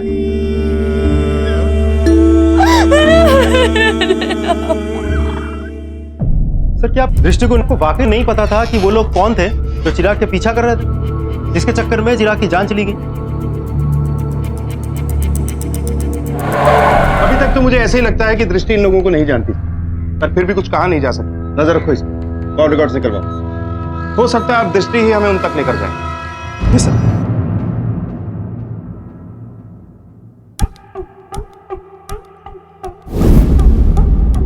शाबाश, वेरी गुड। ऐसे ऐसे ऐसे कंघी चलाते हैं, समझ में आया? कितनी बार सिखाया है ना, स्पून से खाना खाने का। स्पून लो और अब मिक्स करो। ऐसे खाना खाते हैं। पर ये क्या, पूरे मुंह में खाना लगा लिया, पूरे हाथ में फैला लिया। आपको बताया है ना कि डिसिप्लिन में कैसे खाना खाते हैं, है ना? क्यों, कैसे और किसने ये जुर्म किए थे, पुलिस को उस तक पहुंचना था, लेकिन उन्हें इस बात का बिल्कुल अंदाजा नहीं था कि ये दोनों केसेस एक दूसरे से जुड़े हुए थे। तो पोस्टमार्टम रिपोर्ट के मुताबिक पीयू की मौत 12 से 1 बजे के बीच हुई है। मतलब 12 बजे जब वो अनजान इंसान पीयू को ले गया था, जिसकी तरफ पीयू खुद गई थी। पीयू के शरीर के घाव देखकर ऐसा लगता है कि जिसने भी ये किया है वो पीयू से बेहद नफरत करता था। जब तक फॉरेंसिक रिपोर्ट नहीं आ जाती तब तक ये पता लगाना मुश्किल है कि ये घाव कितने पुराने हैं। सर, पीयू के नाखून से मिले स्किन की फॉरेंसिक रिपोर्ट आने तक हमें वेट करना पड़ेगा। मुझे पता है कि उन्होंने ही अपनी बेटी के साथ कुछ गलत किया है। अमोल, मिसेस अग्निहोत्री के अलावा अब तक हमारे पास कोई सस्पेक्ट नहीं, और मिसेस अग्निहोत्री के खिलाफ भी कोई सबूत नहीं है हमारे पास। कोई तो ऐसी कड़ी है जो अब तक हम जोड़ नहीं पाए, मगर वो कौन सी कड़ी? यूजुअली ऐसे केसेस में माँ बाप भी इन्वॉल्व होते हैं, कहीं इस केस में भी ऐसा ही कुछ तो नहीं? मुझे समझ में नहीं आ रहा आप कहना क्या चाहते हैं। क्या किसी से दोस्ती करना क्राइम है? अगर अपने दोस्त के साथ मिलकर अपने बच्चे को रास्ते से हटा दिया जाए क्योंकि वो बच्चा आपके रास्ते का रोड़ा बन चुका था, तो ये डेफिनेटली एक क्राइम है। और इस केस में सिर्फ आप ही नहीं, आपकी बिल्डिंग में रहने वाली मधु भी सस्पेक्ट है। आप यकीन से कह सकते हैं कि वो सिर्फ आपकी एक दोस्त है। कम से कम मेरी तरफ से ये एक दोस्ती का रिश्ता था। सिर्फ आपकी तरफ से और उसकी तरफ से? थैंक गॉड लाइट आ गई। क्षितिज, अगर आप नहीं होते ना आज तो मुझे पूरी रात अंधेरे में रहना पड़ता। It's okay. चलो मधु, मैं चलता हूँ। ओके क्षितिज, वेट।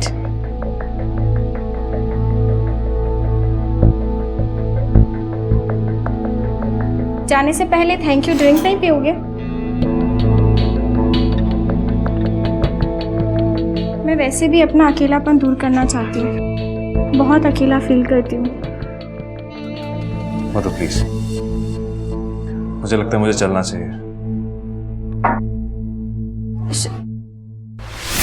सर, उसने मुझे दूर कर दिया था। उसने तुम्हें दूर कर दिया था? कहीं इसीलिए ही तो नहीं तुमने उसे उसकी बेटी से दूर कर दिया? सर, ये आप क्या कह रहे हैं? मैंने ये जानबूझकर नहीं किया था, बस हो गया था। और सर, उसके लिए बाद में मुझे रियलाइज़ भी हुआ, इसलिए मैंने नेक्स्ट डे जाकर क्षितिज से माफ़ी भी मांगी। सर, मुझे लगता है कि अगर कोई इन्वॉल्व है तो वो है माला, काम वाली बाई। क्योंकि सर, जिस दिन मिसेस अग्निहोत्री ने पीहू को उठाया था उसी दिन राशि और क्षितिज ने माला को काम से निकाल दिया था। और हाँ सर, आज जब सब ने माला को काम से निकाल दिया तो सिर्फ मिसेस अग्निहोत्री ने ही उसे काम पे रखा हुआ है। साहब, मैं उस दिन मदद की थी मधु मैडम की पीयू को उठाने में।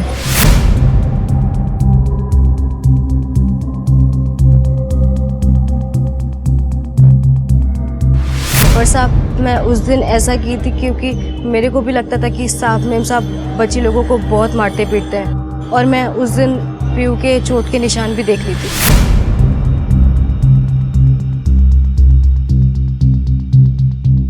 स्पोर्ट्स ये निशान तो सबको होते हैं। पर मैं उधर बोलने वाली कौन होती थी साहब, इसीलिए फिर मैं अग्निहोत्री मैडम के पास गई और उनको जाके सब बताया।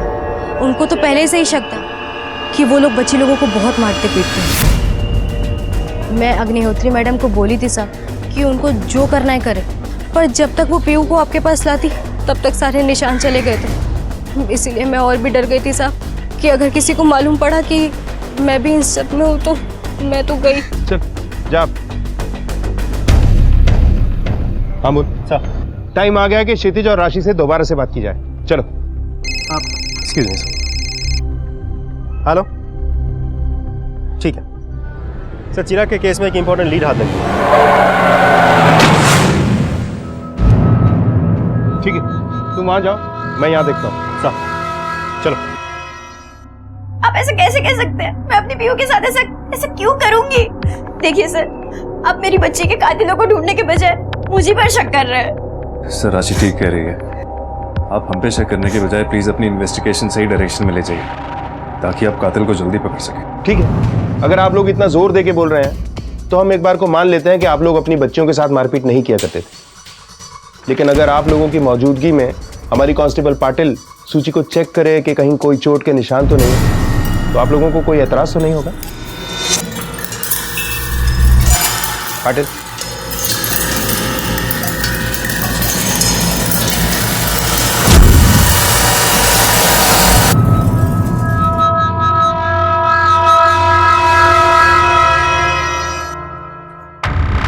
सर,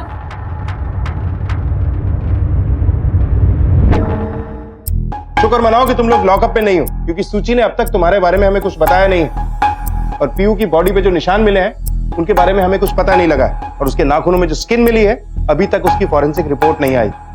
लकी हो तुम लोग, लेकिन ज्यादा देर के लिए नहीं रहोगे। इसलिए झगड़ा करने से अच्छा है कि ये बताओ कि अपनी बच्चियों को क्यों मारा पीटा करते थे। शायद तुम लोगों की सजा कुछ कम हो जाए। लेकिन सर आप ही सोचिए, मैं अपनी बच्चियों को क्यों मारूंगी? वो इसलिए कि इन बच्चियों के चक्कर में काम छोड़ के तुम्हें घर पे बैठना पड़ा था, और इसी फ्रस्ट्रेशन में तुम मारा करती थी अपनी बच्चियों को। सर आप ऐसा कैसे बोल सकते हैं? मेरी बेटियां मेरे लिए सब कुछ है। मैं मजबूरी में नहीं, खुशी से उनका ध्यान रखती थी। मैं उनसे बहुत प्यार करती हूँ। इसीलिए एक 7 साल की बच्ची को एक 3 साल की बच्ची का ध्यान रखने के लिए लगाया हुआ था तुमने। और जब सूची पीयू का ठीक से ध्यान नहीं रख पाती होगी तो पनिशमेंट के तौर पे तुम उसे मारती होगी। पीयू की मौत के तुम प्राइम सस्पेक्ट हो। जैसे ही तुम्हारे खिलाफ सबूत मिल जाएगा तुम सलाखों के पीछे होगे।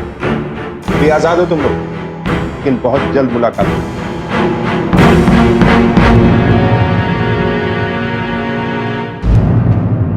ठीक से बैठो, कमर सीधी, शाबाश। तुम भी बांधो ठीक से। पता है ना तुम सबको चिराग का क्या हाल हुआ था? वही हाल तुम सबका होगा, समझे? सर, पानी ले एक दुकानदार को इस बात का गिल्ट हो कि उसके सामने एक बच्चा मारा गया लेकिन उसने कुछ नहीं किया। तो उस गिल्ट से बाहर आने के लिए उसने उसका हुलिया बताया। ये रहा स्केच।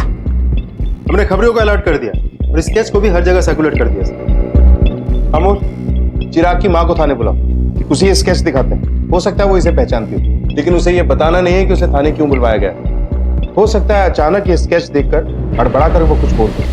ओके। देखिए, हमारे पास उस आदमी का स्केच आया है जो उस दिन चिराग का पीछा कर रहा था। आप उसे देख के बताइए कि क्या आप इस आदमी को जानते हैं? मैं उसे कैसे पहचानूंगी? देखिए, हम आप पे कोई इल्जाम नहीं लगा रहे। हम बस इतना चाहते हैं कि आप इसे ध्यान से देखिए। शायद इस आदमी को आप जानते हो, इससे कोई पुरानी दुश्मनी हो, आपके ससुराल की तरफ से कोई हो, या हो सकता है कि आपके एनजीओ से कोई कनेक्शन। इसे कहीं देखा तो है, याद नहीं आ रहा। याद करने की कोशिश कीजिएगा, जैसे ही याद आ जाए इन्फॉर्म कीजिए।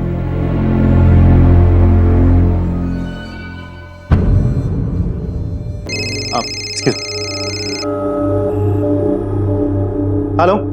हाँ सर, मुझे याद आ गया कि मैंने उस आदमी को कहाँ देखा था जिसका स्केच आपने मुझे दिखाया था। कहाँ देखा था? सर, मैंने उसे पहले ना हमारी बिल्डिंग में देखा था।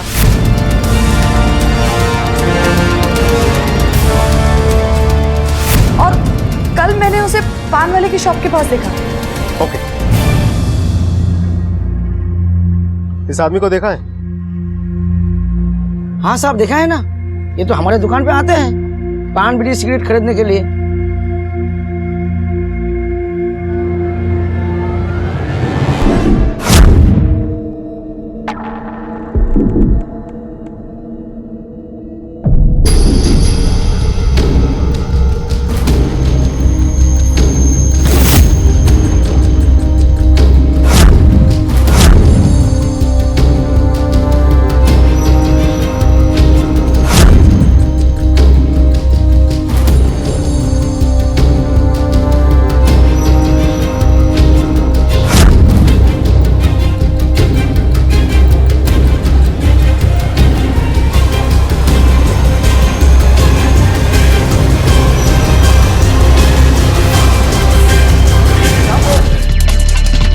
बच्चे को देखो।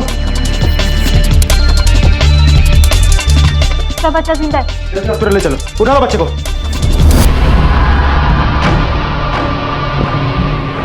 चिराग का केस लगभग सुलझ चुका था, लेकिन अब तक ये नहीं पता चल पाया था कि चिराग परम तक कैसे पहुंचा था और परम बच्चों को ऐसी ट्रेनिंग क्यों दे रहा था। जी बताइए, क्या बात? सर, राशि को अचानक से कुछ बात याद आई। हम शायद जानते हैं कि वो कौन है जिसने हमारी पीयू के साथ ऐसा किया हो। जी बताइए, कौन हो सकता है? सूची ऐसा कर सकती है। क्या आपने कहा था कि सूची पीयू का बहुत ध्यान रखती है? वो सब तो है सर, लेकिन मुझे याद आया कि जिस दिन पीयू गायब हुई उस दिन सूची स्कूल नहीं गई थी। तो आपके कहने का मतलब ये है कि सूची अपनी बहन से इतनी नफरत करती थी कि उसने पीयू की जान ली। सर, सूची को 3 साल पहले हमने अडॉप्ट किया था। 3 साल पहले भी वो इतनी ही परफेक्ट थी, ना कोई जिद, ना कोई बदतमीजी, बच्चों वाली कोई बात ही नहीं थी सर। हमें भी ये थोड़ा अजीब सा लगा, लेकिन फिर मैं प्रेग्नेंट हो गई और हम इतने खुश थे कि इस बात को हमने ध्यान ही नहीं दिया। हमें एक बार लगा भी कि दूसरा बच्चा आने पे शायद सूची थोड़ा जेलस, लेकिन ऐसा कुछ नहीं हुआ सर। बल्कि वो तो पीयू का बहुत ज्यादा ध्यान रखती थी, लेकिन अब लगता है पीयू के केस में तमाम तरह के उतार चढ़ाव देखने को मिले, लेकिन अब जो परत खुली थी उस पर विश्वास करना मुश्किल लग रहा था।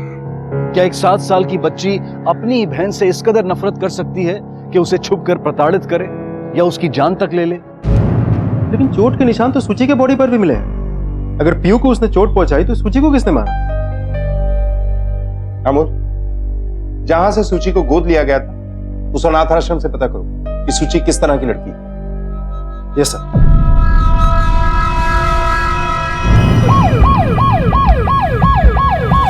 सूची एकदम आदर्श लड़की थी साहब। उसने कभी किसी को परेशान नहीं किया, इसीलिए तो इतने सारे बच्चों के बीच में उसे सबसे पहले गोद दिया गया। अब आपके स्टाफ के साथ बात कर सकते हैं? जी बिल्कुल।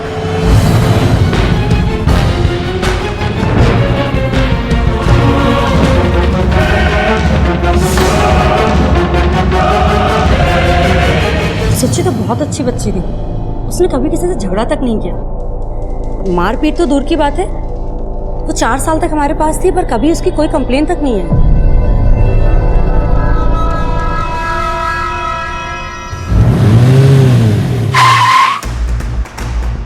सर, अनाथ आश्रम में सबका यही कहना है कि सूची बहुत अच्छी बच्ची है, वो ऐसा कुछ कर ही नहीं सकती। इसका मतलब है कि उसके माँ बाप खुद को बचाने के लिए सूची पे झूठा इल्जाम लगा रहे हैं। हो सकता है सर। अनाथ आश्रम में मैं एक टीचर से मिला, शशि महाजन, वो मुझे कुछ सही नहीं लगी।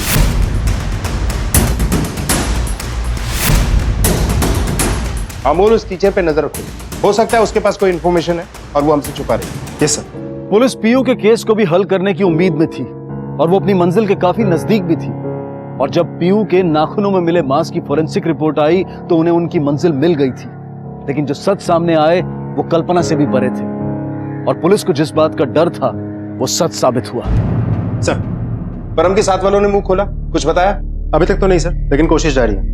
वैसे पीयू के नाखून से मिले स्किन की फॉरेंसिक रिपोर्ट आ चुकी है सर।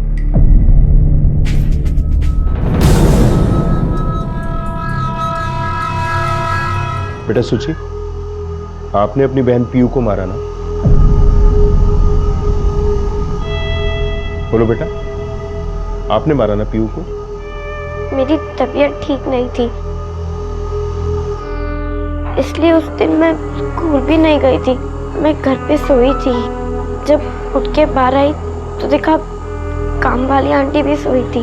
मुझे लगा वो पीयू को स्कूल में लेने गई होंगी, पर वो भूल गई थी और मम्मी भी घर पे नहीं थी, तो मैं पीयू को स्कूल से लेने चली गई। पीयू, पीयू, कम कम कम कम कम कम कम, पीयू इधर इधर इधर इधर इधर इधर इधर इधर आओ, इधर आओ। चलो चलो, स्कूल में क्या किया? मामा मामा मामा। सूची बेटा, पीयू तुम्हें अच्छी नहीं लगती थी ना, इसीलिए तुम उसे मारती थी? नहीं नहीं, वो मेरी बहन थी, मैं उससे बहुत प्यार करती थी। मैं तो बस उसे डिसिप्लिन में रखती थी, जैसे मैं खुद को रखती हूँ, जैसा मुझे उन्होंने सिखाया है। उंगली पकड़ो दीदी की उंगली पकड़ो, चलो।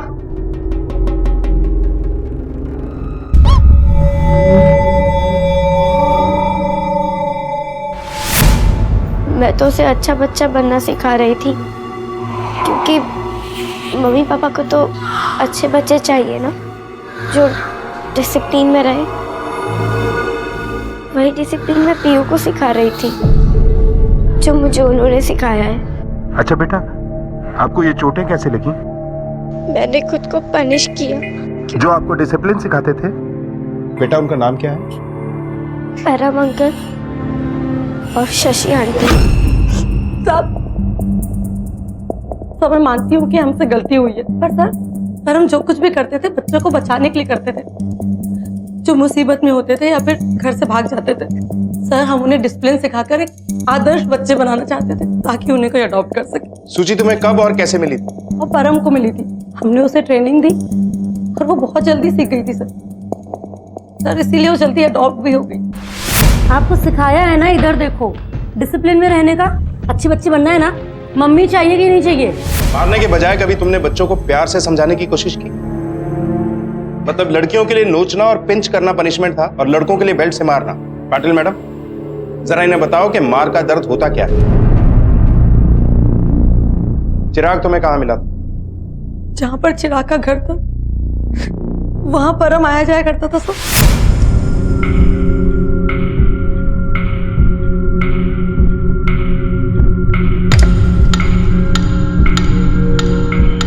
जिस दिन चिराग अपने घर से भागा परम उसे सीधा हमारे पास ले आया और हमने उससे कहा कि अगर वो डिसिप्लिन में रहेगा, हमसे ट्रेनिंग लेगा तो हम उसे अच्छे माँ बाप दिलवाएंगे। पर वो बहुत एग्रेसिव था सर, किसी की बात नहीं सुनता था। पर हमने उसका पीछा किया और चिराग का एक्सीडेंट हो गया। ये सब तुमने पैसों के लिए किया? पैसों के लालच में ना जाने कितने बच्चों की जिंदगियां बर्बाद कर दी। किसके लिए काम करती? कौन देता था तुम्हें पैसे? पैसों के लिए नहीं सर, मैं तो अपनी माँ के लिए करती थी। मेरी माँ बच्चों को परफेक्ट बनाना चाहती थी, इसलिए मैं भी उनको ट्रेनिंग देती थी। कौन है तुम्हारी माँ? मैंने ये सब इसलिए किया ताकि बच्चों को फैमिली मिल सके, उन्हें माँ बाप का प्यार मिल सके। तेरा मार कर, टॉर्चर करके। अगर जरा सी तकलीफ देके बच्चों को माँ बाप को प्यार मिल सकता है, उन्हें फैमिली मिल सकती, तो इसमें बुरा क्या है? आप नहीं जानते अनाथ क्या होता है, मुझसे पूछिए। 18 साल की उम्र में अनाथ आश्रम वालों ने घर से बाहर निकाल दिया। फैमिली क्या होती है, बच्चे क्या होते हैं, ये तब पता चला जब मेरी शादी हुई। अनाथ होना बहुत दुखदाई होता है साथ, बहुत दुखदाई। मैं परफेक्ट नहीं थी, इसलिए मुझे किसी ने गोद नहीं लिया। ने कभी उन बच्चों की भीड़ देखी है, सिर्फ इस बात का इंतजार करते हैं कि कब कोई आए, उन्हें अपनाए, उन्हें घर मिले, माँ बाप मिले। आप नहीं जान सकोगे साहब, आप नहीं जान सकोगे अनाथ होता क्या है। किसी को परिवार देने के लिए उसकी जिंदगी नहीं छीनी जा सकती। और हम जानते हैं कि तुम्हारे इस खेल में बहुत से बच्चों की जान गई, और जो बचे उनकी मासूमियत को तुमने हमेशा के लिए खत्म कर दिया। तुम्हारा ये तरीका, तुम्हारी ये सोच किसी भी ढंग से सही नहीं है।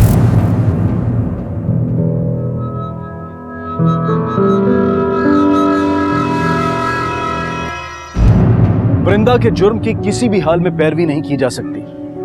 आदर्श होना आखिर है क्या? जब हम परफेक्ट होने आदर्श इंसान की बात करते हैं तो दरअसल हम अपनी सोच किसी पर थोप रहे होते हैं। एक बीमार दिमाग ने उन्हें आदर्श बनाने की जिद में उनकी मासूमियत को कुचल दिया, जो खुद इस नकारे जाने की शिकार थी। दृष्टि भी इसी कड़ी का हिस्सा थी, जो अपने बेटे को खो बैठी उसे एक आदर्श बच्चा बनाने की जिद में। वृंदा महाजन, शशि महाजन और परम को आईपीसी की अलग अलग धाराओं के तहत गिरफ्तार किया गया, और सुचि चूंकि नाबालिग थी, छोटी बच्ची थी, इसलिए उसे बाल सुधार गृह में भेज दिया गया।